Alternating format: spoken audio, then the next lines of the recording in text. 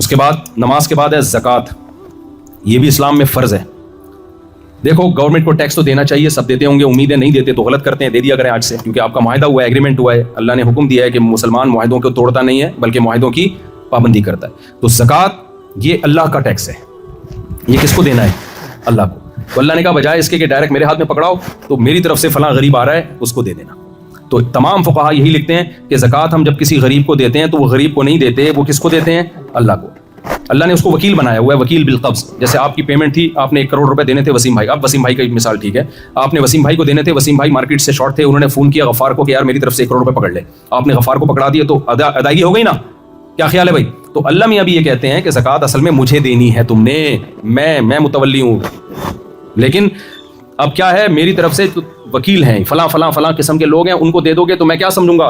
مجھے دیے۔ تبھی اللہ کہتے ہیں من ذا الذی یقرض اللہ قرضا حسنا، کون ہے جو قرض دے گا کس کو؟ اللہ کو۔ تو اسلام نے زکوٰۃ کی بھی فضیلت بیان کی ہے، اور ساتھ ساتھ اسلام نے انفاق کی فضیلت، زکوٰۃ کے علاوہ بھی کچھ آپ پر ذمہ داریاں ہیں۔ وہ ذمہ داریاں کیا ہیں؟ نبی صلی اللہ علیہ وسلم نے فرمایا جو شخص پیٹ بھر کے کھائے اس کا پڑوسی بھوکا سوئے وہ شخص مومن نہیں ہے۔ پڑوسیوں سے زیادہ حق اسلام میں بلڈ ریلیشن کا ہے، خونی رشتوں کا ہے۔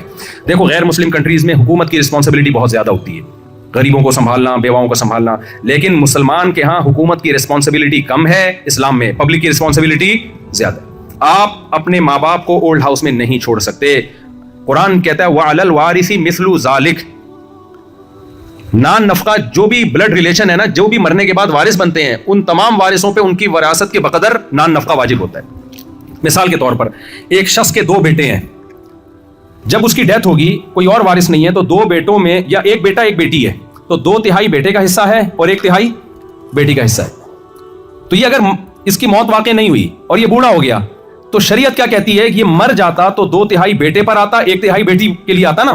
تو اب جب یہ بوڑھا ہو گیا ہے تو اس کا جتنے بھی منتھلی نان نفقہ ہے، جو بھی اس کے ایکسپینسز ہیں، وہ 2/3 بیٹے پر ہیں اور 1/3 بیٹی پر ہے۔ اگر وہ کما رہی ہے، جاب کر رہی ہے، نہیں کر رہی ہے تو سارا خرچہ کس پر ہے؟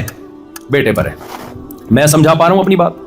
تو آپ کو دائیں بائیں، اسی طرح بہن کا بھی حصہ ہے، آپ کی کوئی بہن ہے جو جاب لیس ہے اور اس کو ضرورت ہے پیسوں کی، تو شریعت میں گورنمنٹ کی ذمہ داری نہیں ہے، یہ کس کی ذمہ داری ہے؟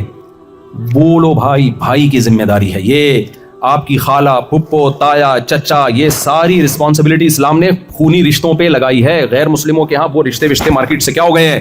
شارٹ ہو گئے۔ ان کے لا ان کے حساب سے ہیں، وہ ٹھیک ہیں، لیکن آپ کے حساب سے جو اسلام نے لا بنایا ہے وہ کیا بنایا ہے کہ آپ کی بہن کے بارے میں سوال کس سے ہوگا؟ آپ سے ہوگا۔ اگر اس کے جیب میں پیسے نہیں ہیں، وہ اس کی ضرورتیں، بیسک ضرورتیں پوری نہیں ہو رہی، تو بھائی سے قیامت کے دن سوال کیا جائے گا۔